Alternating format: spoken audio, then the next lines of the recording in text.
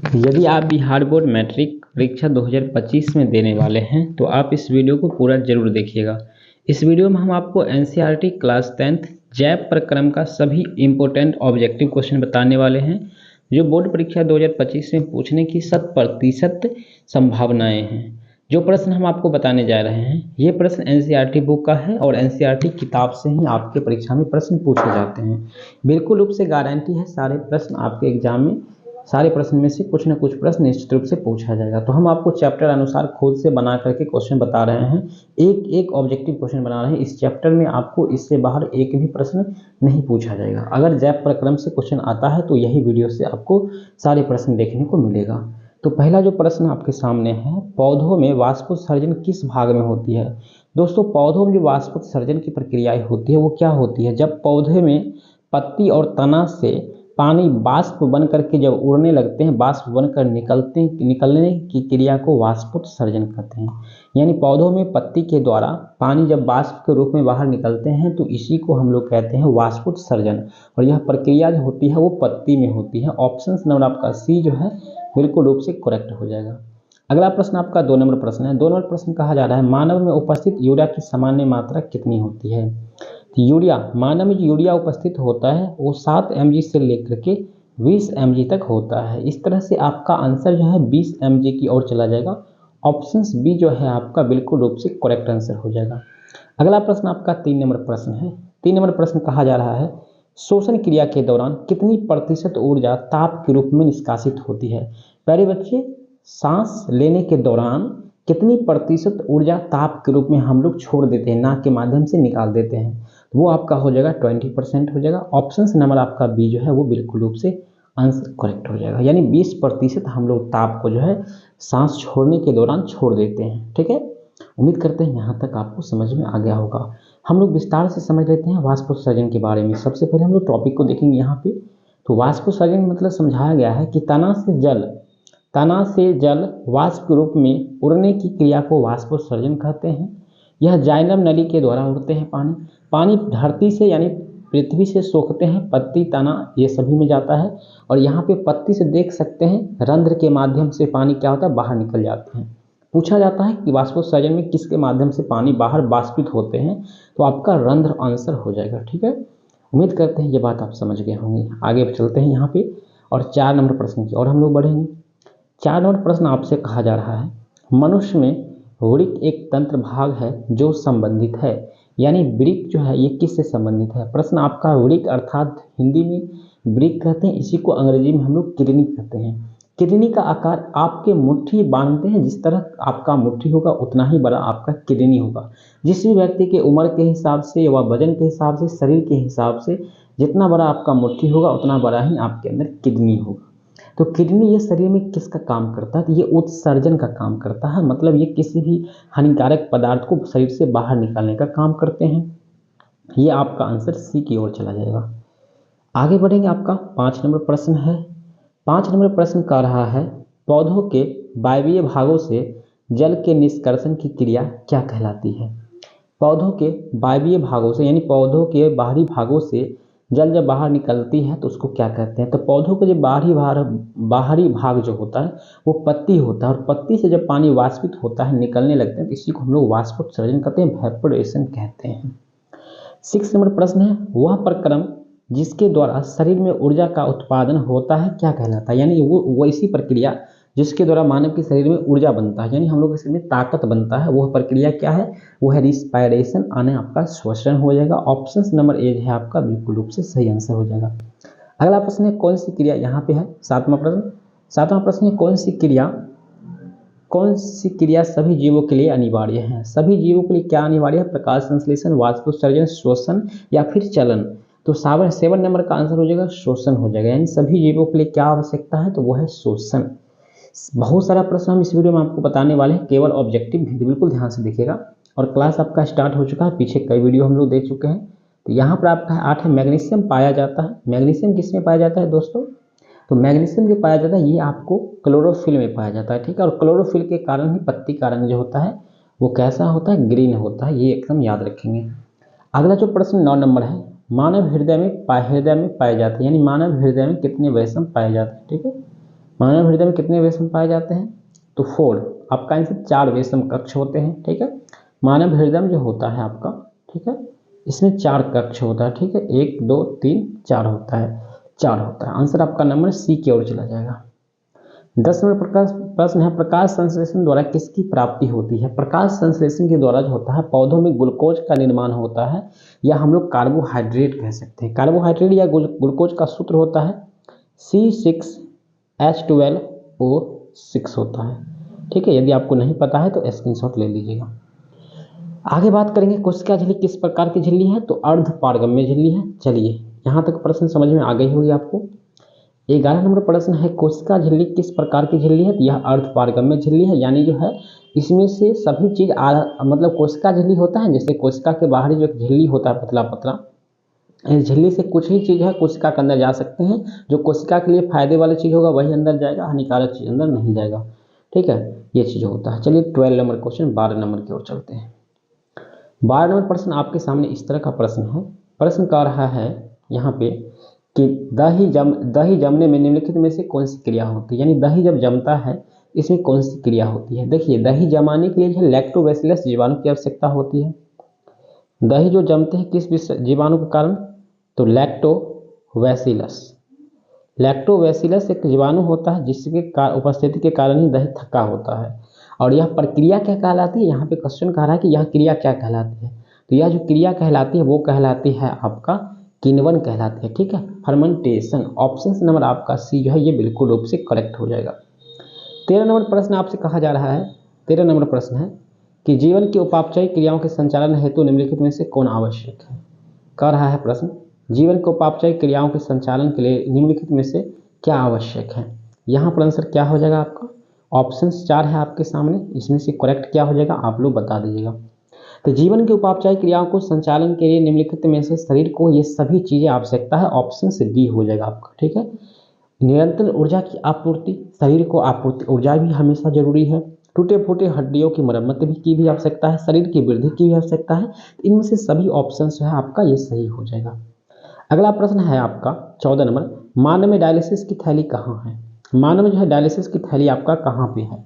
ठीक है, तो 4 ऑप्शन है आपके सामने, नेफ्रॉन, न्यूरॉन, माइटोकॉन्ड्रिया। तो ये हो जाएगा नेफ्रॉन। डायलिसिस की थैली जो है वो हम लोग नेफ्रॉन को कहते हैं। ऑप्शन नंबर आपका ए जो है ये बिल्कुल रूप से सही हो जाएगा। 15 नंबर प्रश्न की ओर हम लोग चलेंगे। ये एनसीईआरटी बुक का है दोस्तों। आप लोग वीडियो को लाइक कर लीजिए, सभी ग्रुप में शेयर कर दीजिए ताकि सभी लोग इस वीडियो को देख पाएंगे। और हम आपको सभी विषय का इस तरह से एकदम फिक्स क्वेश्चन करा देंगे, जो एग्जाम में पूछा जाएगा बिल्कुल रूप से वही सारा प्रश्न हम आपको बता देंगे। और एक भी प्रश्न आपसे एग्जाम में नहीं छूटने देंगे, ये मैं दावा करता हूँ। परीक्षा तक हम आपको ऑब्जेक्टिव के लिए 100% श्योर हो जाइए। इस वीडियो के अलावा और इस चैनल के अलावा आपको कहीं से कुछ भी देखने की आवश्यकता नहीं पड़ेगी। एकदम 100% पूछने वाला प्रश्न हम आपको देंगे। ठीक है, तो मत्स्य का मुख्य शोषण अंग क्या होता है? देखिए, पहले मछली पूछा जाता था, लेकिन अब प्रश्न को थोड़ा बदल देता है और यहाँ पे आपसे मत्स्य पूछ लिया जाएगा तो विद्यार्थी घबरा जाते हैं। मत्स्य का मतलब होता है फिश, इट मीन्स मछली होता है। और मछली का जो शोषण अंग है वो है बच्चे गिल्स है। गिल्स मतलब गलफड़ा है। ठीक है, चलिए 16 नंबर प्रश्न आपसे पूछा जा रहा है। 16 नंबर प्रश्न है, कहा जा रहा है यहाँ पे क्या कहता है 16 नंबर प्रश्न, ध्यान दीजिएगा। 16 नंबर प्रश्न है, पौधों में गैसों का निष्कासन के लिए किस क्रिया का उपयोग होता है? मतलब कह रहा है पौधों में गैसों का निष्कासन के लिए, यानी गैस को बाहर निकालने के लिए किस क्रिया का उपयोग होता है? तो वो है अपना विसरण है। ठीक है, ऑप्शन नंबर आपका हो जाएगा ये बी करेक्ट आंसर हो जाएगा। 17 नंबर प्रश्न है, क्लोरोफिल वर्णक का रंग कैसा होता है? हमने पहले शुरू में एक बताए थे, अभी कुछ देर पहले बताए थे आप लोग को, पीछे वीडियो में बताए हैं कि क्लोरोफिल का वर्णक जो होता है वो ग्रीन होता है, अर्थात हरा होता है। ऑप्शन आपका ए है ये बिल्कुल रूप से आपका करेक्ट हो जाएगा। आगे बढ़ेंगे हम लोग 8 नंबर प्रश्न में चलेंगे। 8 नंबर प्रश्न आपसे पूछा जा रहा है, कवक में पोषण की कौन सी विधि होती है? कवक में जो है पोषण की कौन सी विधि होती है? पोषण के मुख्यतः 2 प्रकार होता है, स्वपोषण, परपोषण। ठीक है, तो यहाँ पे हम लोग पोषण की कौन सी विधि है? तो आपका मृत जीवी पोषण होता है इसमें। ठीक है, ऑप्शन आपका बी की ओर आंसर चला जाएगा। अगला प्रश्न है आपका 19 नंबर प्रश्न है, रैंजिन एवं गोंद कहाँ संचित होता है? रैंजिन और गोंद जो है ये कहाँ पे संचित होता है पौधों में? तो ये जो होता है पुराने जाइलम में होता है। ऑप्शन नंबर आपका जो है डी है ये बिल्कुल रूप से आपका यहाँ पे सही हो जाएगा आंसर। ठीक है, जैसे कि पेड़ पौधा में गोंद निकलता है, पीपल आर के वृक्ष से देखते हुए लट्ठा के रूप में जो निकलता है, जो भी निकलता है या दूध के कलर में जैसे निकलता है पेड़ पौधों से, वही उसका जो होता है उत्सर्जी पदार्थ होता है। रेंजिन और गोंद भी एक प्रकार का उत्सर्जी पदार्थ है जो पुराने जाइलम में ये संचित होता है। आगे बढ़ेंगे 20 नंबर प्रश्न आपका। शरीर में भोजन को पचना किस प्रकार की अभिक्रिया है? यानी जब शरीर में भोजन पचता है तो यह किस प्रकार की अभिक्रिया है? तो यह एक उपचयन प्रक्रिया है और उपचयन को हम लोग ऑक्सीकरण भी कहते हैं। एकदम रूप से आप याद रखिएगा, ऑक्सीडेशन या फिर ऑक्सीकरण अभिक्रिया भी इसी को हम लोग कहते हैं। ठीक है, इसको याद रखेंगे। ऑप्शन नंबर आपका ए जो है ये बिल्कुल रूप से सही आंसर हो जाएगा। आगे बढ़ेंगे, अगला प्रश्न है आपका, रक्त क्या है? ये रक्त क्या है यानी ब्लड क्या होता है? तो रक्त एक प्रकार का संयोजी उत्तक है। ऑप्शन नंबर आपका बी जो है ये आपका बिल्कुल रूप से सही आंसर हो जाएगा। निम्नलिखित में से कौन उत्सर्जी अंग है? मेरे भाई उत्सर्जी अंग का मतलब होता है जिससे हानिकारक चीज बाहर निकलता है। तो हमने आपको बताया था किडनी, इट मीन्स वृक्क। वृक्क जो है मानव शरीर का सबसे बड़ा उत्सर्जी अंग है। ठीक है, ऑप्शन आपका ए जो है बिल्कुल सही हो जाएगा। आगे बढ़ेंगे, रक्षी कोशिकाएं पाई जाती है, किसमें पाई जाती है? तो रक्षी कोशिकाएं जो होती है वो कहाँ पाई जाती है? ठीक है, जड़ में या पत्तियों में या फिर फूलों में या फिर फलों में। तो रक्षी कोशिकाएं जो पाई जाती हैं, ये कोशिकाएं पाई जाती है आपका पत्तियों में पाई जाती है। ठीक है, कहाँ पाई जाती है? पत्ती में पाई जाती है। एकदम रूप से आप याद रखेंगे। काफ़ी भी यह प्रश्न था, ये 24 नंबर प्रश्न है, ये भी बहुत ज़्यादा इंपॉर्टेंट है। इथाइल अल्कोहल किस प्रकार के शोषण में बनता है? काफ़ी इंपॉर्टेंट क्वेश्चन है, एकदम रूप से आप लोग को ये क्वेश्चन को रट जाना है। इथाइल अल्कोहल किस प्रकार के शोषण में बनता है? तो ये जो है बनता है अवायवीय शोषण में बनता है। ठीक है, अवायवीय अनॉक्सी रिस्पायरेशन में बनता है। बिल्कुल रूप से याद रखेंगे आप लोग। ठीक है, आगे बढ़ेंगे हम लोग। यहाँ पे है 25 नंबर, मनुष्य के सांस लेने और छोड़ने की क्रिया को क्या कहते हैं? मनुष्य के सांस लेने और छोड़ने की क्रिया को हम लोग कहते हैं श्वासोच्छ्वास कहते हैं। ऑप्शन आपका ए जो है ये प्रश्न का सही आंसर हो जाएगा। ऑप्शन ए आपका सही आंसर है। प्यारे बच्चे, आपका 26 नंबर प्रश्न है, रक्त में आयरन की कमी से होने वाली बीमारी क्या है? होने वाले रोग कौन सा है? तो जब खून में मतलब जब आपकी खून में आयरन की कमी हो जाएगा, ठीक है, आयरन का कमी होने का मतलब क्या हो जाएगा यहाँ पे समझ लेंगे हम लोग। ठीक है, आयरन की कमी होने से कौन सा बीमारी आपको हो जाएगा? ठीक है, तो एनीमिया हो जाएगा। ठीक है, एनीमिया, जिसको हम लोग क्या कहते हैं? एनीमिया का मतलब होता है अल्प रक्तता, यानी खून की कमी से होने वाली बीमारी को एनीमिया कहते हैं, यानी अल्प रक्तता भी इसे कहा जाता है। 27 नंबर प्रश्न है, पादप में जाइलम किसके लिए उत्तरदायी है? तो जौ से जाइलम होता है और जौ से ये जल का वहन के लिए उत्तरदायी होता है। ऑप्शन आपका ए जो है ये बिल्कुल रूप से सही आंसर हो जाएगा। ठीक है, 28 नंबर प्रश्न है, कुटपाद किसमें पाया जाता है? तो कुटपाद जो पाया जाता है ये अमीबा में पाया जाता है। ऑप्शन आपका सी जो है ये बिल्कुल सही आंसर है। अमीबा में कुटपाद के माध्यम से ही अमीबा अपने भोजन को पकड़ते हैं। प्रकृति में ऑक्सीजन का संतुलन कैसे बना रहता है? तो प्रकृति में जो ऑक्सीजन का संतुलन जो है प्रकाश संश्लेषण फोटोसिंथेसिस प्रोसेस के द्वारा बना रहता है। ऑप्शन आपका बी जो है ये बिल्कुल रूप से सही आंसर हो जाएगा। प्रकाश संश्लेषण को अंग्रेजी में फोटोसिंथेसिस प्रोसेस कहते हैं। अगर आप लोग को लग रहा होगा हमने क्या बोल दिया तो समझ गए होंगे।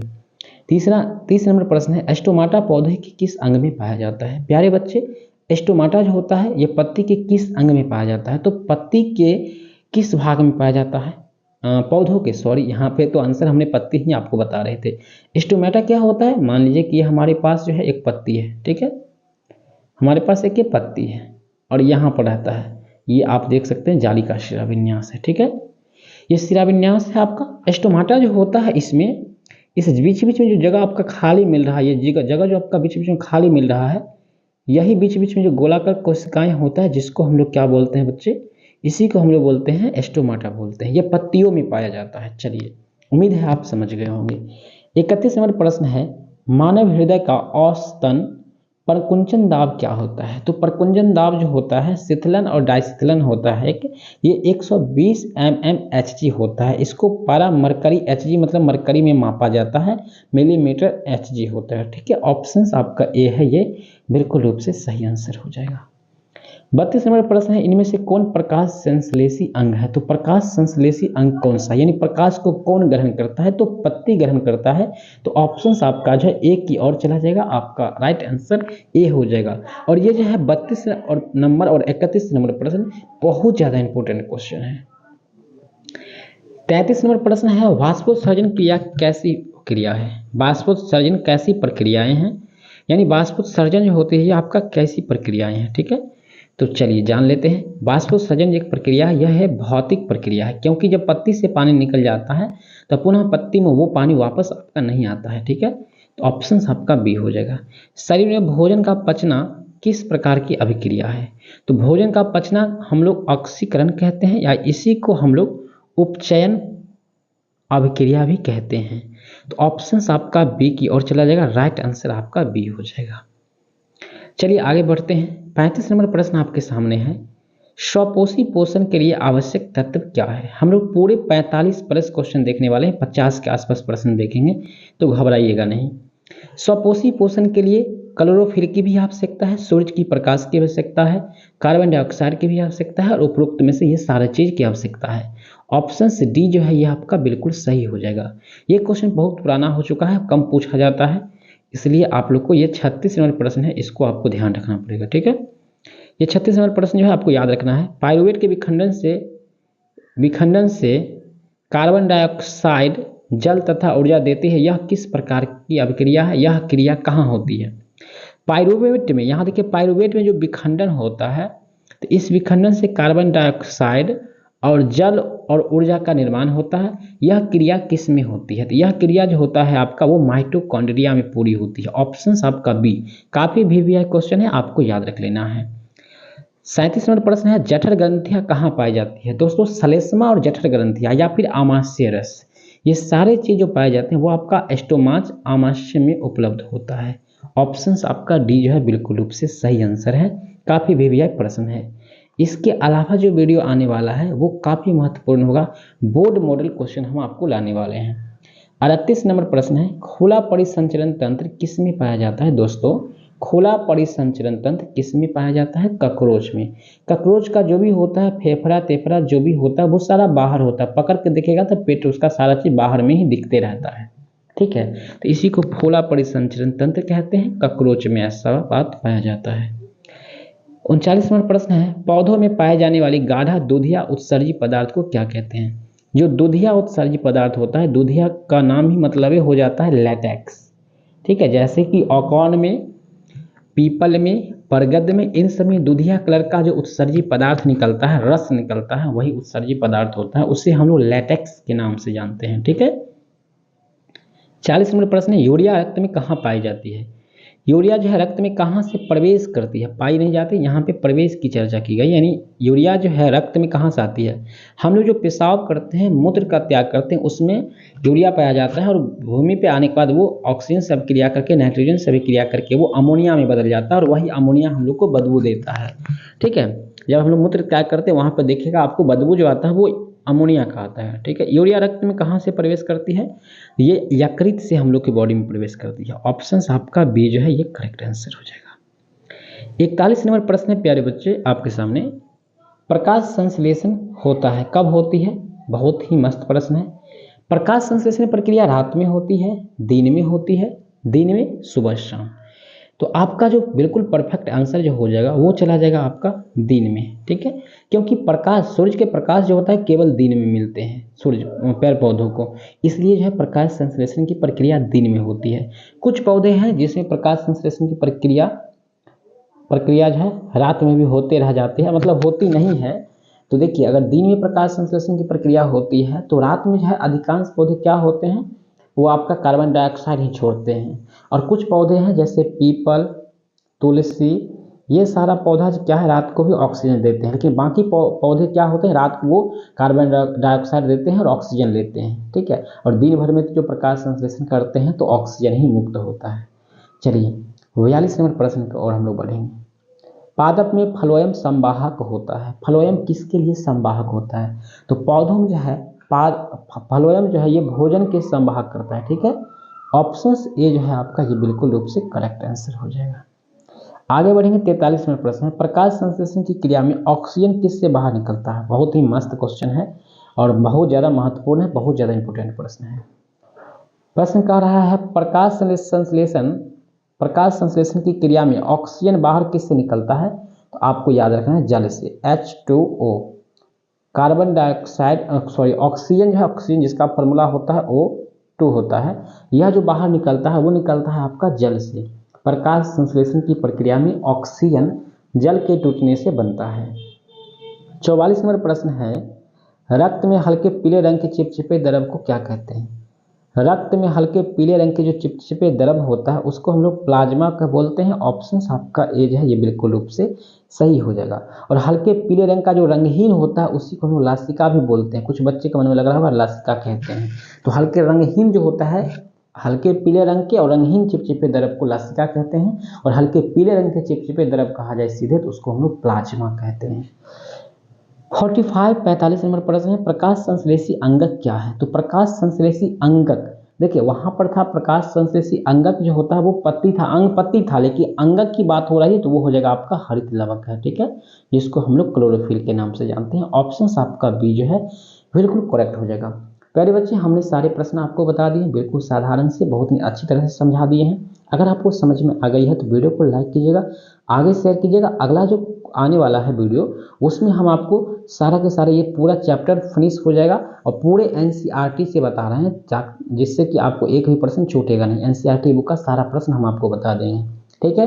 वीडियो को लाइक, चैनल को सब्सक्राइब कर लीजिएगा, वीडियो को सभी ग्रुप में शेयर कर दीजिएगा। आप लोग का रिक्वायर रहा तो हम आपको सब्जेक्टिव प्रश्न भी दे देंगे। अगर हम 10 प्रश्न देंगे तो उसमें से 8 प्रश्न मिलने की मैं पूरी चैलेंज कर दूंगा। बाकी मिलते हैं नेक्स्ट वीडियो में, तब तक के लिए जय हिंद, वंदे मातरम।